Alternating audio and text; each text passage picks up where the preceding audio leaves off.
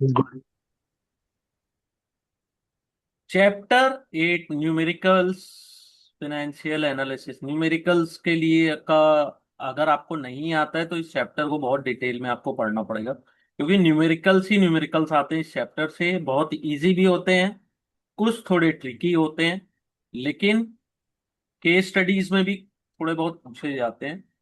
तो अगर आपने थोड़ा फॉर्मूला अच्छे से देखा तो ट्रस्ट भी ये क्वेश्चन, ये जो है चैप्टर आपके लिए इजी है। ठीक है। और अगर आप फॉर्मूले को याद रखे हो लेकिन आपने केवल रट लिया है, उसको समझा नहीं है। ठीक है। फॉर्म जैसे किसी फिनेंशियल रिसोर्स के फॉर्मूले होते हैं जो, उसको आपने रट लिया है लेकिन उसको अगर आप समझे नहीं हो तो आपसे क्वेश्चंस फिर भी नहीं बनेंगे। तो ये चीज समझिए कि आपको उसको समझना भी है। ठीक है। तो चैप्टर 8 में क्या क्या स्टडी लर्निंग ऑब्जेक्टिव है? Role of financial analysis in fundamental analysis. Consolidate और स्टैंड अलोन रिजल्ट क्या होता है कंपनी का। बैलेंस शीट को रीड कैसे करते हैं, प्रॉफिट एंड लॉस स्टेटमेंट को रीड कैसे करते हैं, कैश फ्लो को कैसे स्टेटमेंट को रीड करते हैं, और importance of reading audit report and note to account. ठीक है। Financial statement analysis using ratio and commonly use ratio. Computation of DuPont analysis. Importance of peer comparison. ठीक है। Need to track equity expansion dividend earning history of company means company में equity expansion का क्या हाल है, dividend earning history कैसी है। ठीक है। Importance of studying the ownership structure and insider transaction. ठीक है। चैप्टर बड़ा है और समझने के लिए बहुत स्लोली स्लोली, अगर आपने चैप्टर 5, 6, 7 को अच्छे से स्टडी किया है तो आपको टर्मिनोलॉजी में ज्यादा दिक्कत नहीं जाएगी। ठीक है। अपन ने प्रीवियस चैप्टर में पढ़े हुआ है कि इंटरनल फैक्टर्स क्या है as well as external factors क्या है। इंटरनल मीन्स इंडस्ट्री के अंदर क्या कंडीशन है, एक्सटर्नल मीन्स इकोनॉमी की क्या कंडीशन है। ठीक है। कंपनी का फ्यूचर प्रॉफिट। अब आगे क्या पढ़ना है अपने को इस चैप्टर में कि फ्यूचर प्रॉफिट क्या होगा, कैश फ्लो कैसा है, तो फेयर वैल्यू क्या होगी शेयर्स की। ठीक है। तो यहाँ पे फिनेंशियल एनालिसिस का रोल आता है। ठीक है। बहुत सारे स्टेटमेंट, जो फिनेंशियल स्टेटमेंट है ना, उसको बहुत सारे मैनी वेज से स्टडी किया जाता है। ठीक है। जैसे आपने टॉप बॉटम अप और बॉटम अप अपन ने पढ़ा है, टॉप डाउन भी पढ़ा है। ठीक है। तो वेरियस स्पेसिफिक केपीआईज भी हैं जिसको अपन ने चैप्टर 6 सिक्स सिक्स में 6.7 में पढ़ा है। ठीक है। 7.5 में अपन ने पढ़ा है फिनेंशियल मैट्रिक्स क्या है, such as profit margin, financial position क्या होती है। जो स्वॉट एनालिसिस की बात हो रही है उसको अपन ने पढ़ा, रीड कर लिया है। ठीक है। तो जब भी अपन कोशिश करते, we try to understand the expected profit of business क्या हो सकता है, तो बहुत सारे फिनेंशियल आइटम्स आते हैं। ठीक है। तो अपन वहां क्या स्टडी करते हैं, involve studying the past financial statement. ठीक है। पास्ट के जो फिनेंशियल स्टेटमेंट है उसको स्टडी करते हैं to understand the behaviour of financial data point. ठीक है। क्या बिहेवियर है उसका। ठीक है। तो फंड फिनेंशियल स्टेटमेंट बहुत इंपॉर्टेंट रोल अदा करता है फंडामेंटल एनालिसिस में। ठीक है। To be able to good in financial analysis आपको कोई ग्रेट अकाउंटेंट होने की जरूरत नहीं है। ठीक है। But as a analyst should be able to read and interpret the financial statement. आजकल तो एआई से भी बहुत सारे लोग स्टडी कर ले रहे हैं। ठीक है। प्रायर नॉलेज ऑफ अकाउंटिंग थोड़ा सा आपको एडवांटेज दे सकता है। ठीक है। तो इंट्रोडक्शन ऑफ फाइनेंशियल स्टेटमेंट, अब यहां से कहानी शुरू हो रही है जो इंपॉर्टेंट है।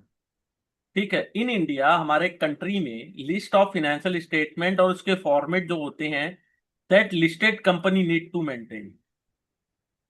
कहां से होते हैं पब्लिश, जो होती है govern by schedule 3 of company act 2013 और IND AS 1। ठीक है। तो IND AS 1 के तहत complete set of financial statement जो लिस्टेड कंपनी को पब्लिश करना जरूरी है, नीड टू पब्लिश। तो पहला होता है स्टेटमेंट ऑफ फाइनेंशियल पोजीशन और बैलेंस शीट। फाइनेंशियल पोजीशन का स्टेटमेंट और या तो बैलेंस शीट बोलते हैं।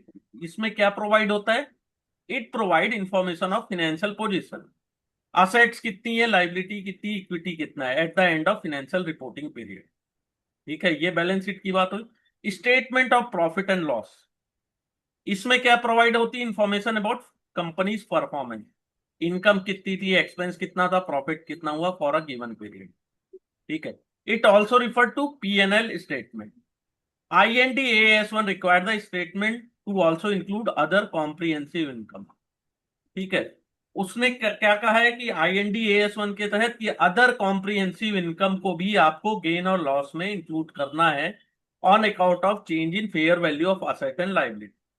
ठीक है, that are not require permit to be recognize as a part of income और expense. Statement of change in share holder equities, share holder equities refer to fund जो बिलोंग करता है शेयर होल्डर। ठीक है, that belong to share, it can change on account of various factors. ठीक है, share holders की equities के जो है वो चेंज होते रहती है, जैसे आपने प्रॉफिट अर्न किया तो डिविडेंड पेड हुआ तब, एडिशनल शेयर इशू हुए तब, बाय बैक हुआ तब, सर्टेन इनकम और अदर कॉम्प्रिहेंसिव इनकम। इसके कारण जो शेयर होल्डर्स के जो अकाउंट्स है उसमें कुछ वेरियस फैक्टर्स होते हैं जिसके कारण उसमें चेंजेस आते रहते हैं। फिर कैश फ्लो, कहां से पैसा आ रहा है कहां जा रहा है, यूज ऑफ कैश कहां पे यूज कर रहे हो।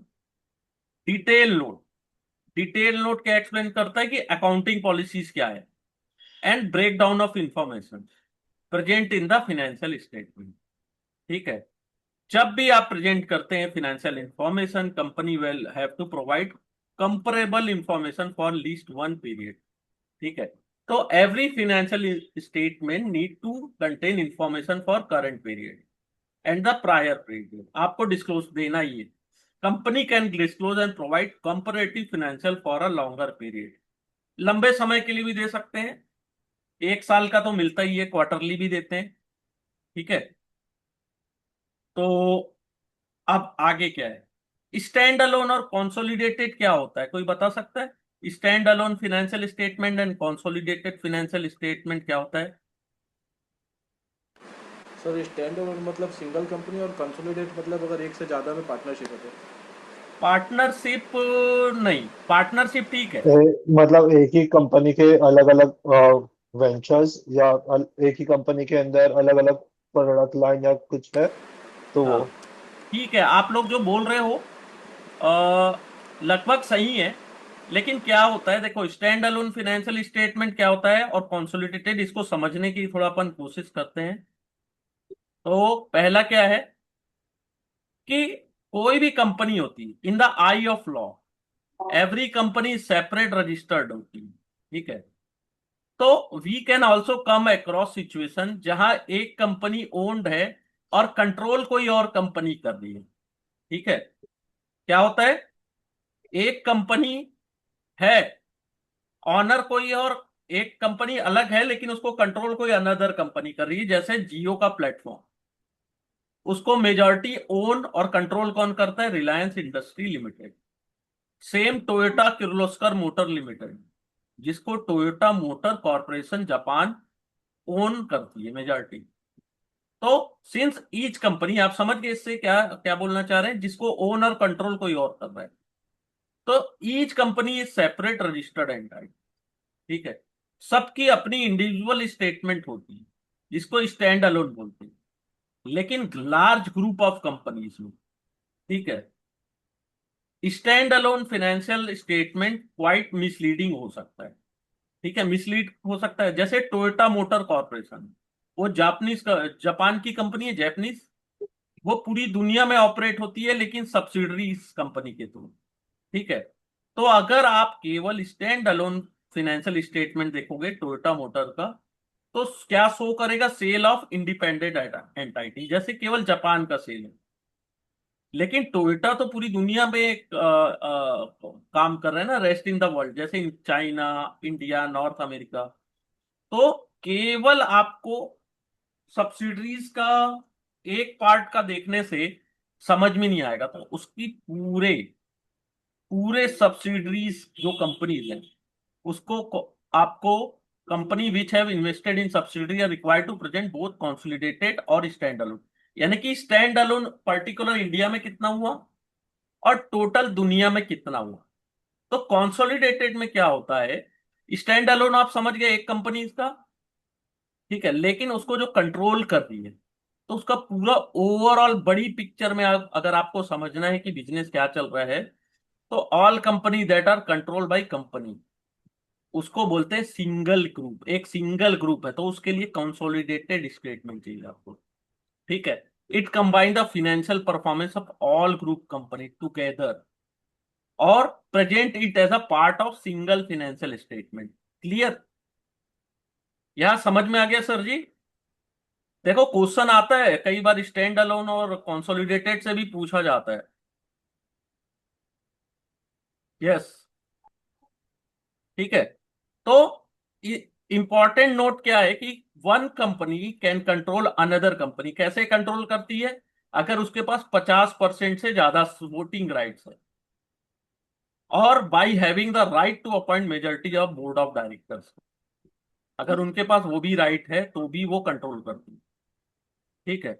अगर कोई कंपनी कंट्रोल कर रही है अनदर कंपनी, उसको क्या बोलते हैं? Generally refer as the holding company और द पेरेंट्स कंपनी, ठीक है। तो इसको क्या बोलते हैं? होल्डिंग कंपनी या पेरेंट्स कंपनी,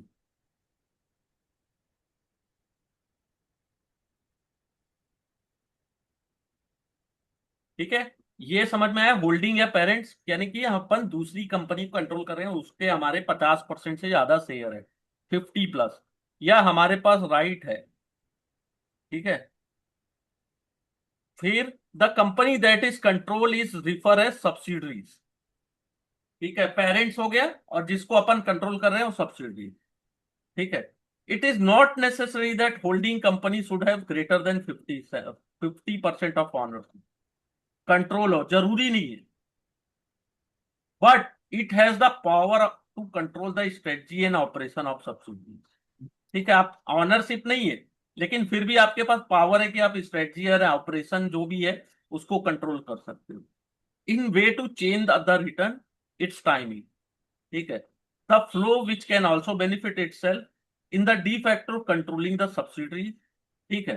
तो ऐसी कंपनीज को प्रेजेंट करना होता है consolidated financial statement as per IND AS 110, ठीक है।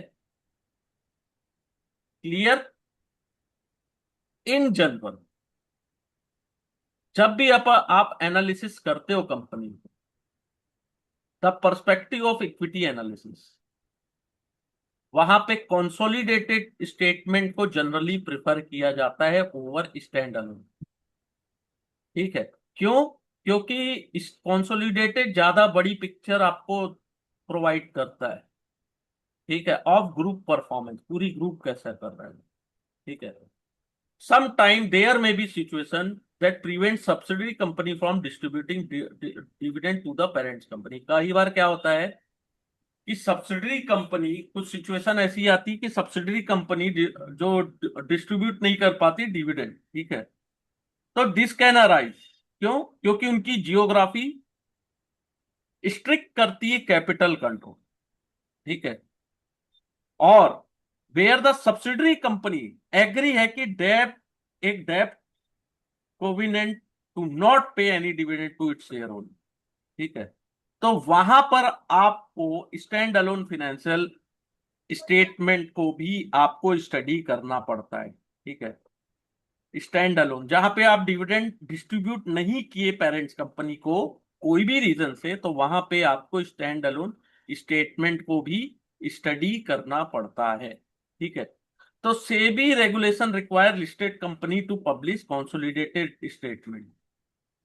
सेबी ने क्या कहा है कि कंसोलिडेटेड फाइनेंशियल स्टेटमेंट आपको देना है एनुअल बेसिस में, ठीक है। उसने ये भी मैंडेट किया कि listed company to publish standalone financial result on quarterly basis, जो कि मैंडेटरी नहीं है, लेकिन कुछ कंपनीज यानी कि कंसोलिडेटेड स्टेटमेंट भी क्वार्टरली बेसिस पे करती है, जो मैंडेटरी नहीं है, ठीक है, लेकिन वॉलेंटरली वो दे देते हैं, ठीक है। इक्विटी एनालिस्ट जो होते हैं ना, वो बहुत ज्यादा चैलेंज फेस करते हैं जब वो पूरे ग्रुप को एनालिसिस करते हैं। ठीक है। Challenging to analyse group we do not publish consolidated quarterly number, यानी कि ऐसी कंपनी जो कॉन्सोलिडेटेड स्टेटमेंट नहीं दे रही है। ठीक है, क्योंकि दो एनुअल रिपोर्ट में एक साल का गैप होता है। जैसे लोगों रिजल्ट आता है ना, एनुअल एग्जाम का रिजल्ट तो साल में एक बार आया, तो अब नेक्स्ट ईयर आएगा, तो दोनों के बीच में डिफरेंस होता है। ठीक है। तो कंसोलिडेटेड क्वार्टरली नंबर जहां पे फील्ड नहीं होता है, वहां थोड़ा एनालिस्ट को दिक्कत होती है। ठीक है। नेक्स्ट है, ये अपन ने देख लिया स्टैंड अलोन और कंसोलिडेटेड। नेक्स्ट है बैलेंस शीट। बैलेंस शीट का फॉर्मेट कहां प्रिस्क्राइब है? Schedule 3 of company act 2013। IND AS1 के रिक्वायर के अनुसार company should also report change in share holder equity. ठीक है, जो शो करता है various movement of shareholder. Format जो प्रिस्क्राइब होता है company act applicable to all industries. ठीक है, लेकिन जो फॉर्मेट अलग किसके लिए होता है? जिसके रेगुलेटर्स अलग हो। ठीक है। तो बैंकिंग, इंश्योरेंस और यूटिलिटी कंपनीज के डिफरेंट फॉर्मेट होते हैं। ठीक है। यहाँ पे जो कंसोलिडेटेड बैलेंस शीट दिया गया है, वो एग्जाम्पल के तौर पे दिया गया है। ठीक है। एग्जिबिट जो यहाँ पे किया गया है भारतीय एयरटेल का। अब इसकी टर्मिनोलॉजी समझिएगा।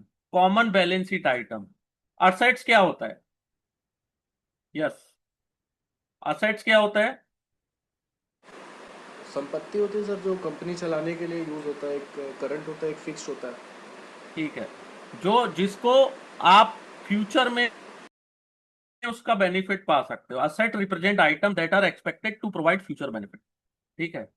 As per accounting principle, company किसको असेट्स कर सकती? Can recognise only those asset which are quantifiable in monetary terms. ठीक है। In general entity can not recognise self generated asset as a own brand. ठीक है। दो type के assets होते हैं, एक करंट होता है और नॉन करंट असेट्स होता है। करंट असेट्स किसको बोलते हैं? यस, देखो ये सब क्वेश्चंस आते हैं, वहां पे लोग कंफ्यूज हो जाते हैं, इसलिए मैं ये चैप्टर 8 को थोड़ा डिस्कस करके पढ़ा रहा हूं। जिसका जो करंट असेट क्या होता है? Represent asset that are likely to give benefit over the long term. Sorry, non current होता है जिसका बेनिफिट एक साल से ज्यादा का होता है, ग्रेटर देन 1 ईयर। आपको बेनिफिट देगा लेकिन अभी नहीं, एक साल के बाद। ठीक है। ऑल असेट्स जो current other than current assets, उसको बोलते हैं नॉन करंट असेट्स। ठीक है। करंट असेट्स क्या होता है? जो आपको विथ इन अ 1 ईयर।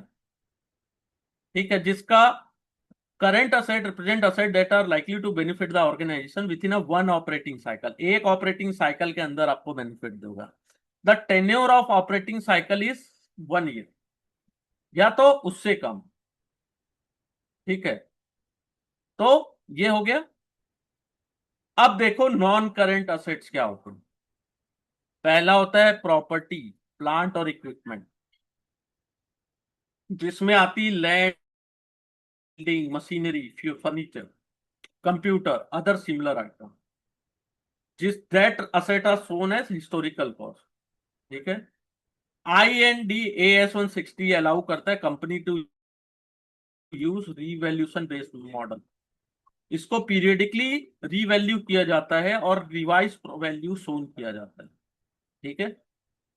तो ये प्रॉपर्टी, प्लांट और इक्विपमेंट, ठीक है, नॉन करंट असेट्स में आते हैं। कैपिटल वर्क इन प्रोग्रेस, ऐसे this represent PPE that are currently under construction. PPE means property plant equipment, जो असेट्स रेडी नहीं है ऑपरेशन के लिए। जब वो रेडी हो जाएंगे, ठीक है, ऑपरेशन के लिए या कंप्लीट हो जाएंगे, तो उनको पीपीई में ट्रांसफर कर दिया जाएगा। तो capital work in progress non current assets में आता है। ये सब याद होना चाहिए आपको, यहीं से शुरुआत होती है कंफ्यूजन की। फिर goodwill. Goodwill arise when company acquire another business. ठीक है। दूसरे बिजनेस को आप एक्वायर कर रहे हो तो आपको पैसे पेड करना होगा। तो it represent the amount of consideration paid by company over and above the fair value of net asset taken. जैसे भारती एयरटेल ने टीको रवांडा लिमिटेड को 3,200 करोड़ में एक्वायर किया। उसकी टोटल नेट असेट की वैल्यू थी 2838। जो रिमेनिंग 3200 से 2838 माइनस करोगे ना, तो जो रिमेनिंग वैल्यू जो बची वो एज अ गुडविल पेड की गई। वो intangible assets, goodwill intangible asset, ठीक है। Because it fit to the criteria of inseparability from the transaction of business acquisition, which such amount is paid, periodically tested for impairment, its fair value is used in lower than its carrying value, ठीक है। Difference is return of as a impairment. इसका जो difference होता है उसको return of किया जाता है एज अ इम्पेयरमेंट, ठीक है।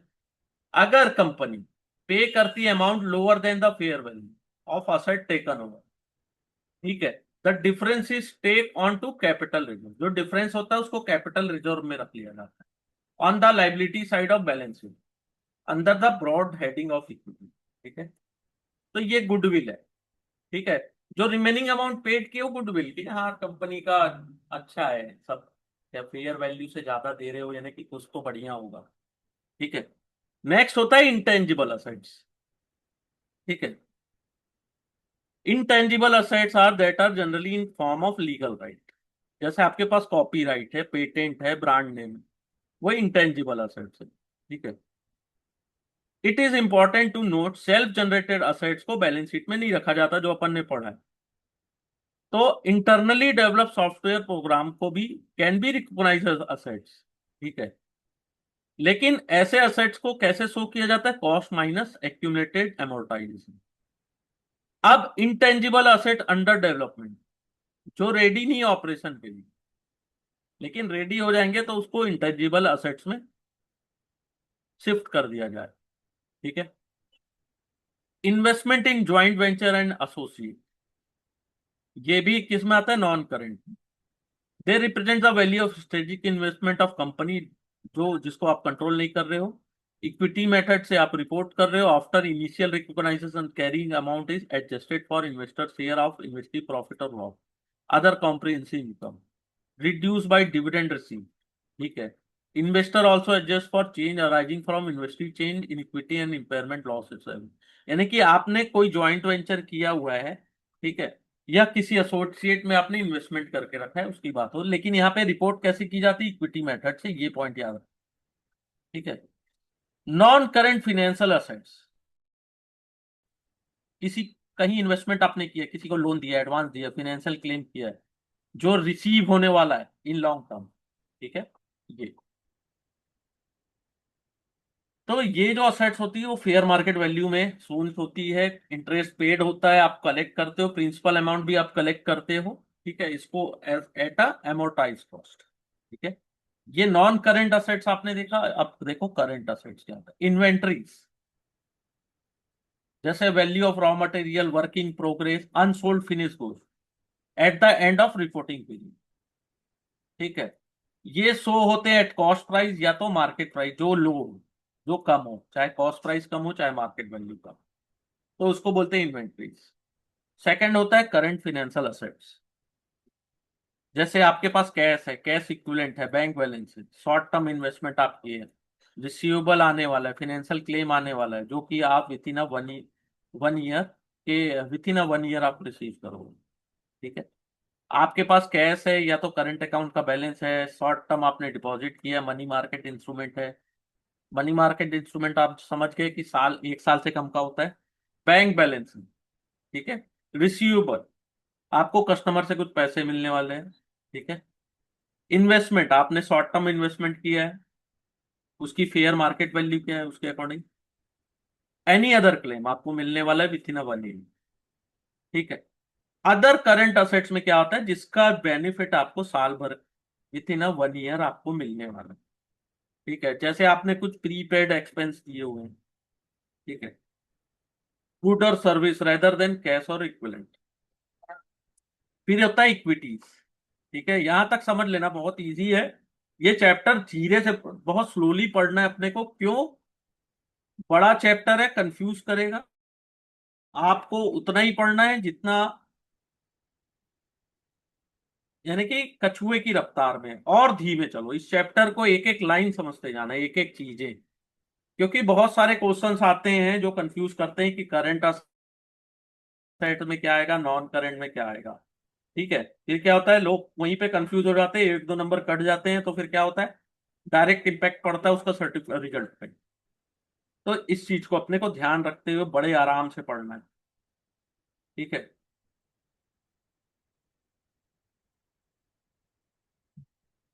Equity represent residual interest in a company. क्या होता है इक्विटी का? ऑनर कौन होता है? Which belong to the owner of the company. ठीक, it represent the value of asset minus liability. It has several sub component. ठीक है।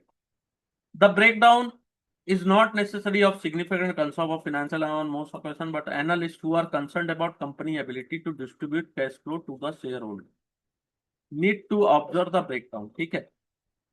तो इक्विटी क्या रिप्रेजेंट करता है? Residual interest in company. जो बिलोंग क्या किस पर करता है? Owner of company. Owner of company आप भी हो सकते हैं, थोड़ा शेयर अगर आपने खरीदा हो।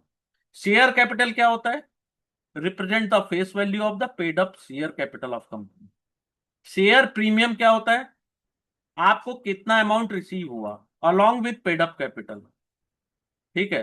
शेयर जब भी इशूड होता है आईपीओ या एफपीओ में, वो क्या होता है? Debt is over and above the face value of the share. Face value से ऊपर भी हो सकता है, नीचे भी हो सकता है। ठीक है। रिटेन अर्निंग क्या होती है? Refer to the total amount of profit and other comprehensive income earn by company that has not been distributed as dividend and set aside for any other specific purpose. आपको profit हुआ लेकिन आपने उसको distribute नहीं किया as a dividend, आपने उसको side करके रखा है कोई स्पेसिफिक पर्पस के लिए। तो उसको चाहे आप इन्वेस्टमेंट करेंगे या तो कुछ भी इन्वेस्टमेंट, जनरली लोग इन्वेस्टमेंट या एक्सपेंशन करते हैं अपनी कंपनी का। जनरल रिजर्व क्या होता है? पार्ट ऑफ रिटेनर, जिसको आप सेट साइड करते हो कि यूटिलाइज करोगे फ्यूचर में कोई स्पेसिफिक पर्पस के लिए। यहाँ पे एनी अदर स्पेसिफिक है, यहाँ पे स्पेसिफिक है। कैपिटल रिजर्व और रिवैल्यूएशन रिजर्व क्या होता है? That the surplus arising out recognise asset at value above the acquisition price. ठीक है। This reserve are typically not available for distribution as dividend. Capital reserve या रिवैल्यूएशन रिजर्व को आप distribute नहीं कर सकते एज अ डिविडेंड। ठीक है। आपको जो पैसे मिले arising out of recognise asset at a value acquisition price से अबव, इज आपने एक्विजिशन कितने में किया था, उसकी रिकॉग्नाइज वैल्यू क्या है, उसका जो surplus. Minority interest and non controlling interest represent the share of equity of share holder other than the parents in a subsidiary company. ठीक है। ये कहां पे प्रेजेंट होता है? Only in consolidated financial statement. Non current liability, it represent obligation of company. Obligation यानी क्या कि ऑब्लिगेशन कंप्लीट करनी है, लेकिन कब होगी वो? साल भर के विद इन आफ्टर 1 ईयर। ठीक है।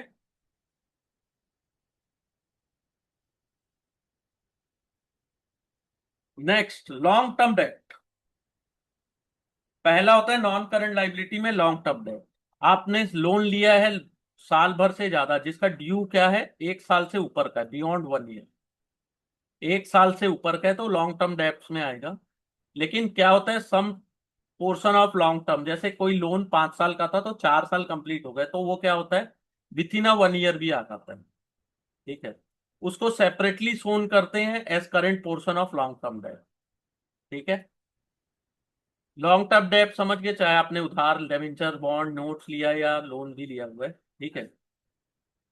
लीज लाइबिलिटी होती है सेकंड। आपने whenever a company acquire the right to use any assets, आपने असेट्स को यूज करने के लिए राइट खरीदा है तो लीज एग्रीमेंट, जिसका पीरियड 1 साल से ज्यादा था।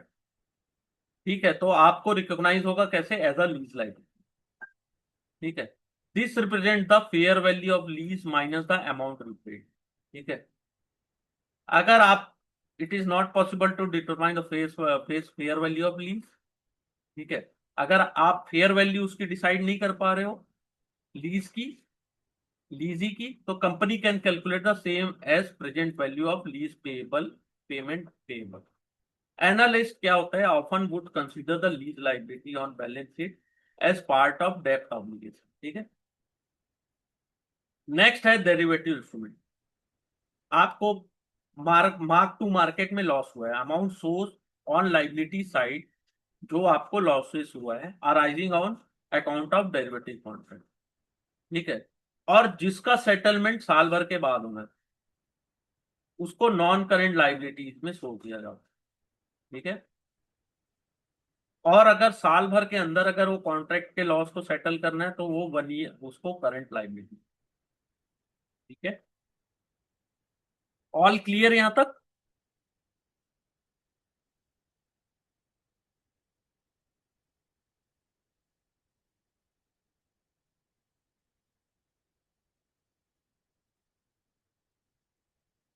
क्लियर?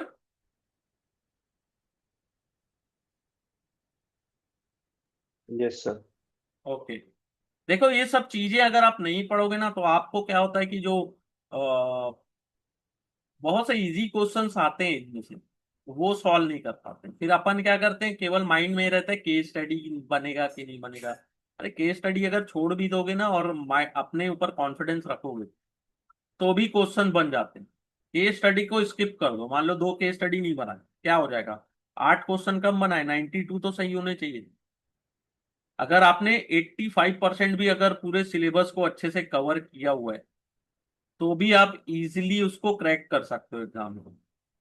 ठीक है, तो डेरिवेटिव इंस्ट्रूमेंट हो गया। Other long term financial liability क्या होता है, जो आपको पेड करना है अदर कंपनीज के ऑब्लिगेशन को बियॉन्ड अ 1 ईयर। ठीक है, सेकंड, डिफर रेवेन्यू से एक बार क्वेश्चन आया था, डिफर रेवेन्यू समझिएगा कि it represent the value of future obligation to provide toward a advance receipt of revenue. जैसे एक कस्टमर ने आपको पे कर दिया एडवांस में, 6 मंथ का प्रीपेड प्लान लिया उसने 1200 रुपए में, हैड अनदर 5 मंथ वैलिडिटी है, तो 5 महीने की लाइबिलिटी उसकी वैलिडिटी लेफ्ट है। तो फर्स्ट मंथ का अगर 1200 का 6 महीने का प्लान है तो पर मंथ 200 रुपीज हुआ, तो 1000 रुपीज का जो है वो डिफर रेवेन्यू पैदा है। ठीक है, अगर डिफर रेवेन्यू 1 साल से ज्यादा की होती है तो नॉन करंट लाइबिलिटीज में, और 1 साल के अंदर की होगी तो करंट लाइबिलिटी। करंट लाइबिलिटी समझ जाओ कि विथ इन अ 1 ईयर, और नॉन करंट जहां आया तो 1 साल से ऊपर की बात हो रही है। ठीक है, नेक्स्ट होता है प्रोविजन। जैसे कोई एम्प्लॉई है वो रिटायरमेंट होने वाले हैं, ठीक है, तो उसके लिए वो प्रोविजन बना के रखती है। जो फुलफिल होने वाला है, क्वांटिफिएबल होने वाला है विथ इन अ, आपको एक अमाउंट आपने रिप्रेजेंट किया है जो सेट असाइड फॉर लाइबिलिटी, जो कि फुलफिल्ड होने वाला है, क्वांटिफाइड। ठीक है, वो set aside for unknown purpose भी हो सकता है या स्पेसिफिक ऑब्लिगेशन के लिए भी हो सकता है। जैसे मैंने बताया ना कि रिटायरमेंट के लिए, तो रिटायरमेंट आज नहीं है, साल भर के भीतर है या 1 साल के बाद है, तो उसके लिए भी प्रोविजन आपने बना के रख लिया है। ठीक है, अदर प्रोविजन क्या हो सकते हैं, वारंट ऑब्लिगेशन, लीगल लाइबिलिटीज कुछ है जो आपको साल भर के बियॉन्ड 1 ईयर आपको देना ही है तो प्रोविजन।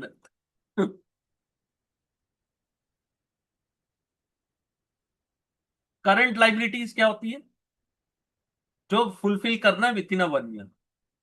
जैसे आपको पैसे पेड करने सप्लायर और टू डाउन सर्विस 1 साल के भीतर, शॉर्ट टर्म लोन लिया आपने, डेप्ट लिए, ठीक है, तो उसको आपको विद इन अ 1 ईयर उसको सेटल करना है, या तो उसको रोल ओवर करोगे आप, या रीफाइनेंस करोगे, या तो पूरा पेड करोगे।